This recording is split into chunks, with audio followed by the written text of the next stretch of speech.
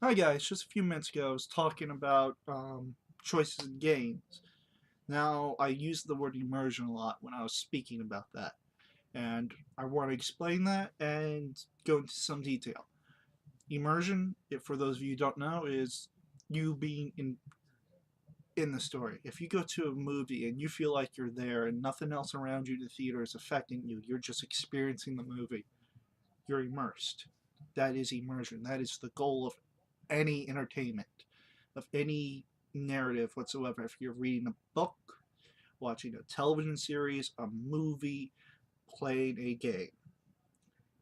It's even more so in a game because the game involves choices, which I was speaking about before. Because you have a choice, that can also break immersion. So it's a little bit more difficult to achieve in a game.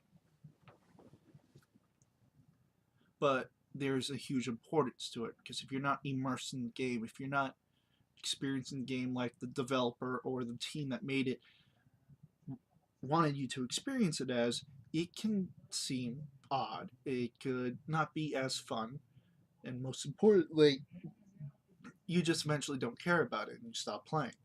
And that's not the goal of any game. The game is to make you play to completion and inspire you to continue playing, especially if the game has multiplayer, which most games these days will.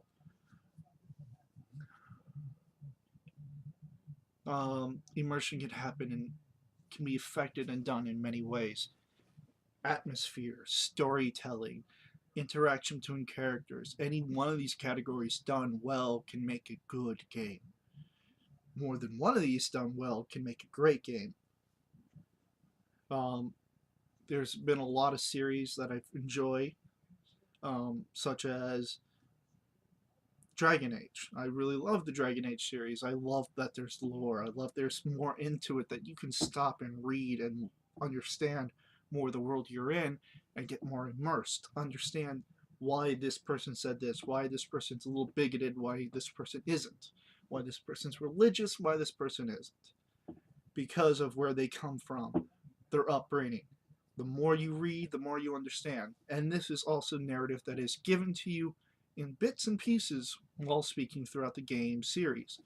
Now, and it's a choice whether or not you can go deeper and be further immersed. In the meantime, you can just play the game normally and just play it as is and play off the interactions fresh. And you can still be just as enjoyably immersed. You can be there, do this thing. Like, I play Dragon Age, and I typically do what I would personally do, or hope that I would personally do, and do mainly the good guy route. But, when I hook up with some of my friends and just play the game for them, sometimes we just have a blast being the asshole, the guy who just kills everything and everyone. And I know that sounds terrible, but it can be a lot of fun, and because of that type of experience and that type of play, we are immersed in the game. We're immersed in the experience, and that makes a game. You can make a greatly looking game with a lot of good mechanics and a half decent story, but if you don't add the right bits here and there to get the player hooked in and immerse themselves into the game, they're not going to really pay much attention to anything. They're just going to be doing it for the sake of doing it. Once they're done, they're done. If a sequel comes out, maybe they'll get it.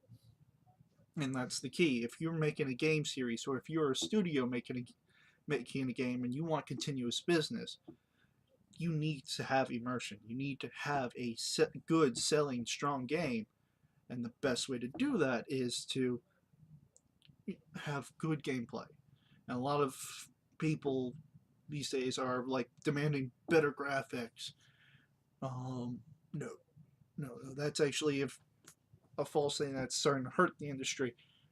Higher level graphics can make things look cooler, make things look more real, and they can add to immersion. It can definitely add to atmosphere.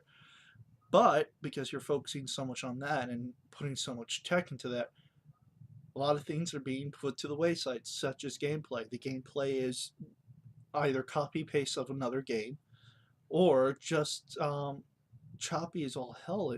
There's been some games that the controls are similar to something you might have experienced before, but because they're trying to do something a little bit different, you have to stop and think.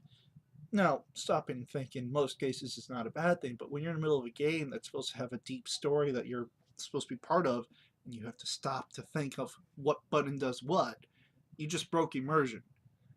You focus so much on making the game look cool that you forgot that, being able to participate without thinking, to just move the controller and know exactly instinctively what you're doing is part of it. It's necessary. It is a high level need to make a game good and sellable and marketable, and for the most important part, to make sequels off of, to make continuous money off of. If you don't have, if you have someone who plays a game and does this every 5 seconds, they're not going to bother to pick up a game made by you again. They're not going to bother to pick up a game made by you that's a sequel of this game. Doesn't matter how good the story is or how good it looks. If they do not get involved, you can't. They don't care, and it's deplorable that it's becoming more and more common that this is happening. Another thing is, there are a few people out there who do graphics well and do the gameplay well. Call of Duty is great at this. They have a really good experience. I'm not a huge Call of Duty fan myself, but I cannot deny the way it looks and how fluid the gameplay is when I'm playing. It's an enjoyable experience. Although the story is very lacking, and it's being more and more built towards just the multiplayer. Now, it's still a very high marketing game. It's actually, I think, the best one there is out there. Highest selling game of all time. Call of Duty, the series as a whole. Now, does that mean that it's a perfect game or a perfect game series? Hell no. Like I said, the story is lacking.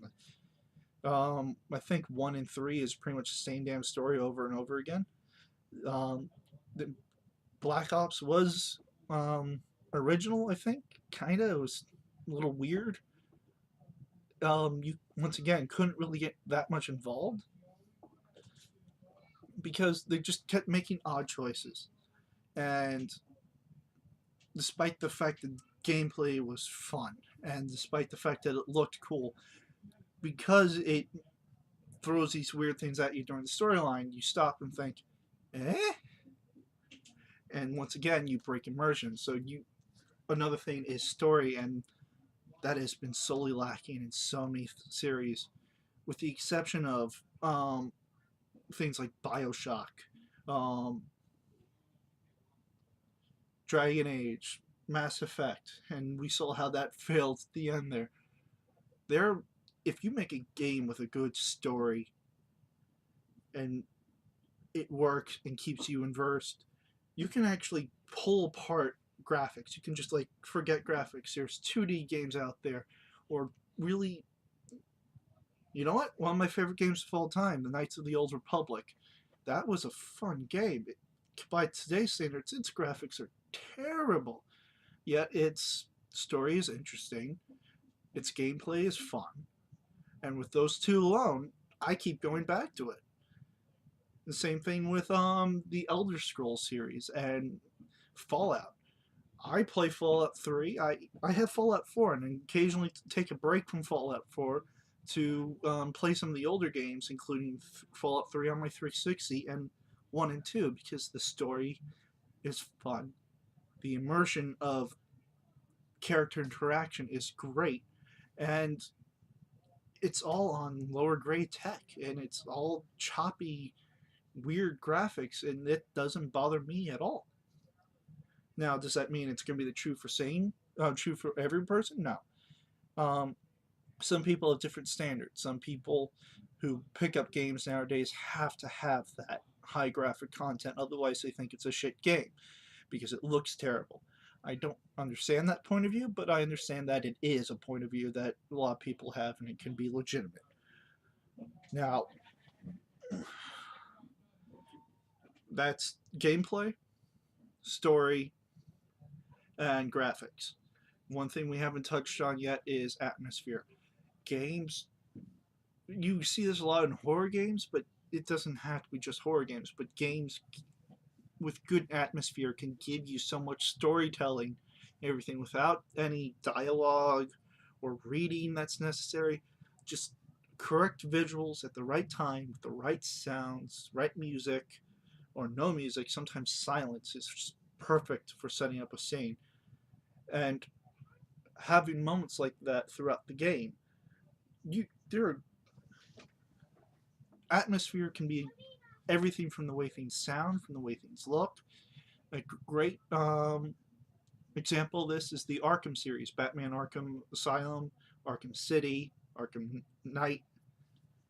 Um, the way Gotham looks, it tells you everything you need to know. If you drop down as Batman to the back alley of where your parents were murdered in Gotham City, you can just look around and you can see the atmosphere, how it feels. What were they thinking walking down this particular alley?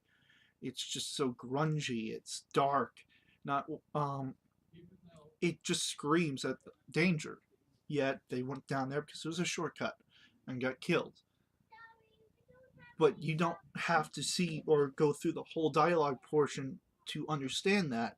You can just show up there, and if you know even a little bit of history of Batman and know where you are, just looking around, the atmosphere tells you so much.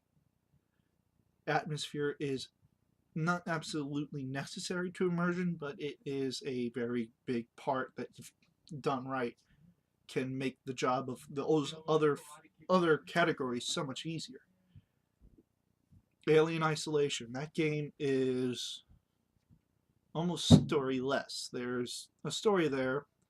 It's kind of interesting, but you're not really there for that. You're there for the alien, how it looks, and to be scared.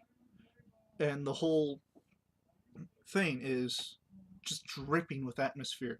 The first time you see the alien, the first time you have to run from it, the environment that you're in it of itself just tells you something is wrong. And then the enemies, you see people and they start shooting at you, and they are clearly terrified. That's another thing. Atmosphere can be how characters act. You don't even have to act with them directly. Just see them and the looks on their faces, what they say, what they do when they see you. It all tells a story. It all brings you in closer to understanding what's going on and why. And I can ramble on for hours. I've already been doing it for 13 minutes. That's going to be a common thing. I'm going to be looking down surprised at how much time I've spent talking about something that probably could be summed up in 2 minutes. But immersion is a necessary factor in making any game. So if you're enjoying yourself on making it, and if you are doing a relatively good job in anything, test it, enjoy it, do everything you can. But if you get that immersion down, you got a good game. You got most of a good game.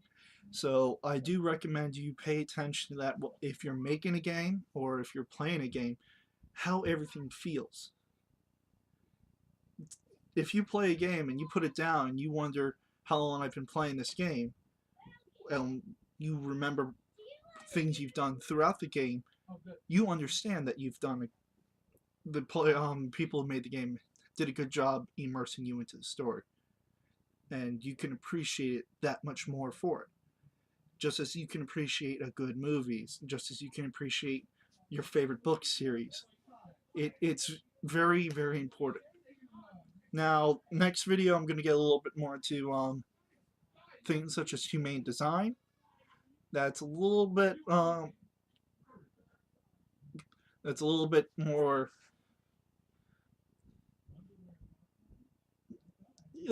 wordy. I'll try to make it as comprehensive as possible. I'm almost at 15 minutes here, so I'm gonna stop. See you guys next time. I hope this was somewhat informative.